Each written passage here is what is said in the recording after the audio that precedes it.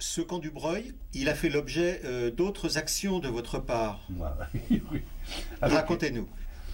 Avec le père Coutan, Maxime Coutan, et on appelait Cavale. Et un soir, on a, comment je dirais, on a décidé de mettre des mines anti-chars.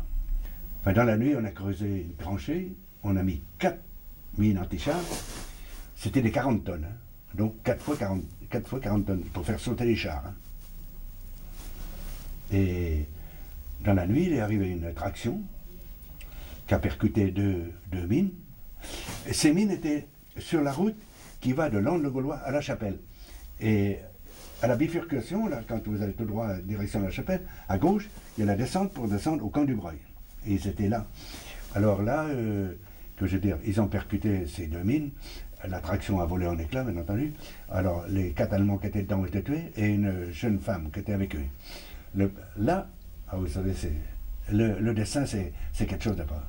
Bon, alors, on regardait cette hécatombe, puisque la voiture allemande était tombée dans un champ de betteraves. Ça l'avait parachuté à 50 mètres. Hein, ça. Vous savez, les mines à faire sauter les chars, alors, pour demander une traction, c'est...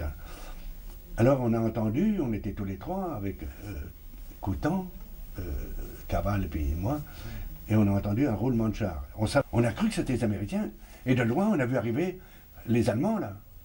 Une automitrailleuse allemande, une autochenillée allemande, et on s'est caché, c'était la moisson. Hein. Je ne sais pas pourquoi qu'on est vivant.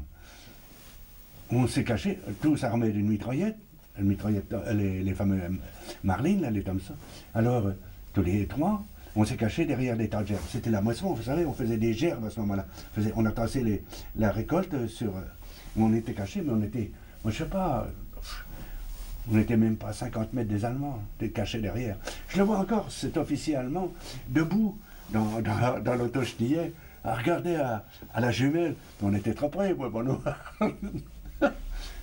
Et l'officier allemand a décidé de quitter la route La Chapelle-Lande et de descendre direction Le Breuil, n'est-ce pas? Et là, à l'entrée, ils ont laissé une sentinelle pour garder les Allemands qui étaient tués. Alors on a dit, bon, la sentinelle, ça va être vite réglé. Hein, lui, on va le scier, puis quand les Allemands étaient assez loin, on a dit, bon, on y fait le... Et puis, ma foi, lui, vous savez, la vie tient à pas grand-chose. Hein.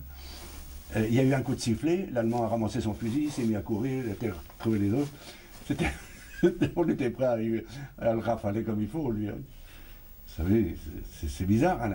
Alors là, on s'est sauvé par en haut, on a sauté les grillages, on est revenu au Château de Moulins, on a prévenu les gens qui étaient là, attention, il y a les Allemands qui arrivent, et en effet, ils sont arrivés dans le Château du Moulin. Combien de temps après, vous?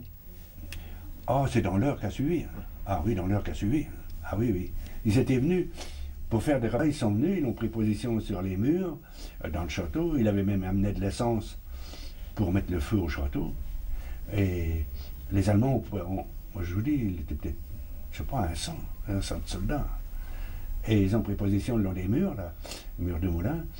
Et 2 gars de chez nous, qui ont été s'aventurer trop loin, Fissot, il y a un Belge que je ne me rappelle pas bien de son nom, il y a une plaque à l'entrée sur le mur, il y a une plaque à leur mémoire, qui se sont cachés derrière un tas de gerbes, pas de gerbes, un tas de foin. Et les Allemands ont fait une sortie en force, de chaque côté, ils les ont cernés, ils ont fusillé à bout portant. Et donc vous étiez assiégés à ce moment-là, oui, et en mauvaise... Et là, les Américains étaient airbeaux, il est arrivé 4 automitrailleuses américaines qui se sont embusquées, alors, je sais pas, à 150-200 mètres des murs, là, et ils ont tiré au canon de 37. Ils se sont repliés, ma mère et ma sœur, qui étaient prisonniers sous les arbres des soldats allemands, je sais pas, qui les avaient regroupés sortis des bâtiments, du château, là, puisqu'il avait envie de mettre le feu.